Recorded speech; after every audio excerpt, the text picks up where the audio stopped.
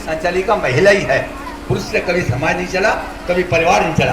कोई परिवार ऐसा नहीं है जो किसी पुरुष ने चलाया हो, केवल महिला के ऊपर ही आधारित है। और जहाँ तक सवाल यह है कि अगर एक लड़की को हम पढ़ा देते हैं तो समझ लो हमने पूरा परिवार पढ़ा दिया, और जो लड़की ने पढ़ाई लड़का पढ़ाया वो केवल एक पढ़ा और पढ़ा अन्ना तो भी अनपढ़ा। तो दो बातें हैं। मैं बहुत बात से कुछ दिन कल मैं जब डिडोली पहुँचा तो मैं देखता हूँ डिडोली के अंदर 500 महिलाएं और 500 आदमी। मैं देखा तो आदमी ज़्यादा महिलाएं और इतनी जागृति उनमें आई है। तो जागृति जब भी आती है, जब सूझ होती है, हमारे अंदर बूझ होती है, हमारे अंदर आकर आती है, हमें सलीका होता है, बात करने तरीका होता है, यह हमें समझने की शक्ति हमारे अंदर आती है। तो आज ये जो दिमाग में हमारे समझने की शक्ति आई है, ये बाबा साहब की देन है। हमारी बुद्धि पर जो अंकुश का ताला लगा था, जो पाबंदी थी, चाहे वो धर्म के नाम पे हो, चाहे जात के नाम पे हो, चाहे समाज के नाम पे हो, या चाहे गरीबी के नाम पे हो, चाहे मजदूरी के नाम पे हो, जिस तरीके से जो हमारी बुद्धि पर ताला लगा दिया, ताकत पर ताला लगा दिया गया था और मूक दर्शक बना के रखा गया था। जैसे गूंगा होता है वो कुछ कह नहीं सकता, गूंगा है ना वो मांग सकता है, ना दे सकता है, कुछ कर सकता है, ना अपनी प्रिय का प्रदर्शन कर सकता है। वैसा बना के रखा गया था समाज ने, किसी एक जाति धर्म के नहीं, लेकिन एक समाज ऐसा चतुर चालाक समाज था, जिस चतुर चालाक समाज ने अपने पेट पालने के लिए, अपनी रोजी खाने के लिए, अपने परिवार को चलाने के लिए, समाज को चलाने के लिए कितने आदमियों को धन का नशा पिला करके, भंग पिला करके जो है उसको अंधा बना करके, गुलाम बना कर रखा गया था। धार्मिक आधार पर जितने देवता महाराजा हुए, राजा हुए, महाराजा हुए, जितने भगवान हैं सब है राजा महाराजा, और सब परमात्मा है। हम तो सबका सम्मान करते हैं, धर्मात्मा से सबका सम्मान करते, लेकिन उन आदमियों को सोचने की विचार है जिन लोगों की सोची समझी चाल के साथ जो है ये देश, इतना बड़ा देश जो है वो गुलाम रहा। और गुलाम रहा, दो प्रकार का गुलाम रहा, एक विदेशियों का गुलाम रहा, एक यही भारत के लोगों का गुलाम रहा। भारत के लोगों का गुलाम ज्यादा खतरनाक था। वो गुलाम तो हमारी कमाई में से कुछ हिस्सा लेके गए, और यहाँ के गुलाम तो हमें कमाने से ही वंचित कर गए, हमें पढ़ने से वंचित कर गए, हमें अकल पे हमारी बिल्कुल ताला मार गए। आज हमारे सामने जो है ये संकट जितना दूर कर रहा है, दुनिया पूजा उसकी करती है जो कुछ देता है। मैं यहाँ तक बता देता हूँ आपकी, चंद लोगों की बात है तो बड़ी भद्दी वो कि अगर चुनाव का मौका हो, जो आदमी शराब की थैली दे देता है या 100 का नोट दे दे है या कुछ और दे दे, तो लोग उसकी भूरी भूरी प्रशंसा करते हैं, तारीफ करते हैं कि बड़ा अच्छा उनने तो हमें दारू दे दी। और एक वो आदमी है जिसने हमें जीवन दान दे दिया, जिसने हमें सारा कुछ समाज हमें दे दिया, पूरे देश को दे दिया। महिलाओं का जितना उत्पीड़न होता था राम के राज में हुआ, पुरुषों के राज में हुआ, सारे राजे महाराजाओं के राम में हुआ। यहाँ तक था कि एक राजा को 4-4 रानी और 5-5 रानी रखने का अधिकार था। क्या अगर 4 रानी अगर 6-10 पति रख लें तो क्या उनका दिमाग ठिकाने नहीं लग जाएगा? एक आदमी 2 रानी रख सकता है, 2 बीवी रख सकता है। अगर दो बीवी 2 पति रख ले तो दिमाग से अगल आ जाएगी, फिर नहीं आएगी, फिर कहाँ उसे जाग जाएगा।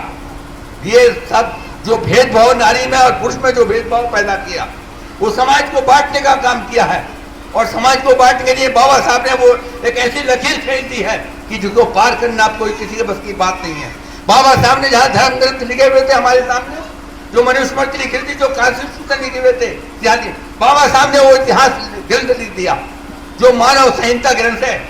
मनुस्मृति हमारे मानव को चलाने वाली स्मृति, और ग्रंथ का मतलब है, धर्म का मतलब है, जो ये आपका संविधान है, ये है पूरे मानव जीवन को, जीव जंतु को, चाहे पशु हो, पक्षी हो, आदमी हो, इंसान कोई भी है, वो सबकी जीवनचर्या है। सबको जीने का अधिकार है, सबको अपनी बात करने का अधिकार है, सबको रहने का, कमाने का, खाने का, सब बात का अधिकार है। वो मनुष्य, वो ये है मनुष्य। असली मनुस्मृति तो ये है, मनुस्मृति नहीं है, ये मानव स्मृति है जो मानव के कल्याण के लिए पैदा हुई है। तो आज मैं इस बात से बहुत खुश हूँ कि महिलाएं यहाँ हैं और महिलाओं ने उनके विचार में योगदान दिया है। और ये बात मैं रहता हूँ कि देश की बागडोर तुम्हारे हाथ में है। एक बात मान लो, जब इंदिरा गांधी देश की प्रधानमंत्री हुई तो देश ऐसे चांदी की तरह तेज रफ्तार से दौड़ रहा था, और जिस दिन से पुरुष का कब्जा हुआ फिर पीछे वो बैक मार गया था। तो आज महिलाएं जो हैं, मैं उनका बहुत आदर करता हूँ, सम्मान करता हूँ और मानता भी उस बात को कि अगर आपने बागडोर संभाल ली तो एक बात, मोहल्ले में, इस मोहल्ले में भी और मोहल्लों में भी शराबियों का भंडार है। शराब बहुत पीते हैं और शराब सबसे ज्यादा नाशक है। शराब हमारी अकल को पट करती है, शराब हमारी जेब खराब कर देती है, शराब हमारे घर का माहौल खराब कर देती है, शराब हमारे बच्चों को पढ़ने लिखना बंद कर देती है, शराब हमारी इज्जत आबरू सब उतार के धर देती है। सारे बुरे ऐब साथ के अंदर हैं। उसको आदमियों ने नहीं छोड़ाया।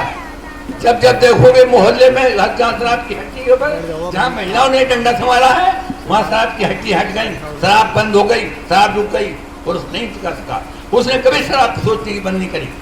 पुरुष कभी, ईमानदारी की बात है, मैं भी पुरुषों में आता हूँ, लेकिन कभी पुरुष ऐसा नहीं सोचता कि जो सामूहिक सबका भला हो उसका भला हो, वो अपने बारे में ज्यादा सोचता है। इसलिए मेरा आपसे अनुरोध है कि परिवार में रह करके अगर हमारे पति, हमारा भाई, हमारा बेटा, हमारा पुत्र बधू, हमारा दादा, हमारा ससुर कोई भी अगर शराबी है तो उसे प्रेम से समझावें कि आपकी एक बोतल के पैसे से मेरा बच्चा पढ़ लेगा, मेरे बच्चे की फीस मिल जाएगी, मेरे बच्चे की 4 किताबें आ जाएंगी, मेरा बच्चा ये कर लेगा, वो कर लेगा। हम ये बात वकील डॉक्टर साहब ने बहुत बढ़िया बात कही है कि हम एक बार रोटी ना खाएं भूखे न, हम रहते हैं भूखे, कई बार भूखे होते हैं और हमसे लोग कहते हैं भोजन करिए कि हमने अभी खाया है, मैं गुंजाइश नहीं अभी खाया है। अरे भाई अगर हम एकदम अपने मन की पोल उनका खोल देंगे, खा लेंगे, लेकिन मामला क्या होगा? इससे तो अस्तित्व खत्म हो जाएगा। लेकिन मेरा ये अनुरोध है कि आप अपने बच्चों को पढ़ाने के लिए वैसे ही बढ़िया घटिया स्कूल नहीं, बढ़िया स्कूल में भेजिए, बढ़िया स्कूल में भेजिए, बढ़िया फीस जमा दीजिए, तो अपने 50 खर्चे बंद करके वो काम करिए और काम करेंगे तो कल के आज का बच्चा करेक्ट होगा। मैं आज अखबार में पढ़ा ताज्जुब इस बात का कि केरल छोटा सा राज्य है, वहाँ 100% लोग पढ़े लिखे हैं और वहाँ की 13 लड़कियां कलेक्टर हैं। किसी देश के किसी कोने में जो है 13 कलेक्टर हैं नहीं जिले में, जबकि जिले में 12-14 है और हमारे जिले तो 85 हैं। 70 जिले हमारे पास है, 75, और 75 लोगों में 5-6 कलेक्टर होंगे, मुझसे 4-5 कलेक्टर होंगे, लेकिन वहाँ 13 लड़की कलेक्टर हैं और 13 कलेक्टर हैं और 15 जो है वो IPS हैं, पुलिस कप्तान की भूमिका संभाले हुए हैं। और यही नहीं, जब पीछे कोई कार्यक्रम हुआ था, प्रतिभा सम्मान समारोह में गया था, तो एक मंजिल सैनी यहाँ SP आई थी, कप्तान आई थी, हमने यहाँ बुलाया था निशा पैलेस में, तो उसने बेचारी ने बहुत बढ़िया बात कही, क्योंकि दो बहनों मैं तुम्हारे साथ में खड़ी हूँ, मैं भी सैनी समाज में पैदा हुई थी और सैनी समाज में पैदा होकर आज मैं जो हूँ पुलिस की कप्तान हूँ। पढ़ो लिखो, पढ़ोगी तो आगे बढ़ोगी, नहीं पढ़ोगी तो नीचे गिरोगी। तो इन सब के साथ मैं आपको धन्यवाद देता हूँ, बधाई देता हूँ और आयुष मंडल को बधाई देता हूँ। और मैं नाम भूल गया, वैसे मुझे धन्यवाद देना चाहिए भाई जो यहाँ के उपाध्यक्ष हैं अभी, क्या नाम उनका, डॉक्टर लक्ष्मी, बढ़िया बात है। देखिए अब डॉक्टर लक्ष्मी थी, बड़ी लिखी हैं, जो बड़ी लिखी है, जो भट्टो से अच्छा फैसला दिया है, अच्छी बात कही है। और सुनीता जी हैं, बहुत अच्छी बात है, और सभी हैं, मतलब कोई नहीं, कोई ऐसा कहीं माँ के पेट से कोई नहीं आता सीख कर, सब सीखने का तरीका जो मिलता ही नहीं विद्यालय से, ज्ञान का विद्यालय वही है, सब चीज़ का विद्यालय से ही मामला होता है। इसलिए मेरा आपसे अनुरोध है कि आप अपने बच्चों को पढ़ाएं लिखाएं और मैं आप सभी टीचरों को धन्यवाद देता हूँ और सबको सादर करता हूँ।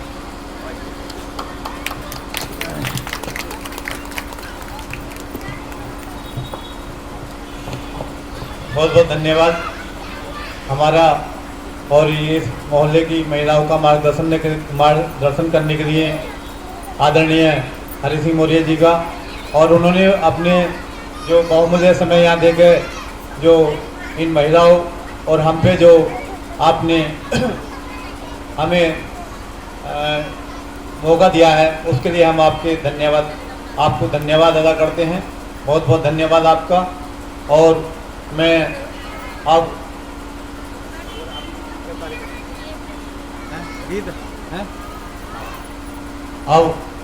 एक कार्यक्रम के बीच में मैं इस समिति की जो अध्यक्ष हैं मिस सविता गौतम, उनसे अनुरोध करता हूं कि वो अपने संगीत गीत के माध्यम से अपने विचार व्यक्त करेंगे।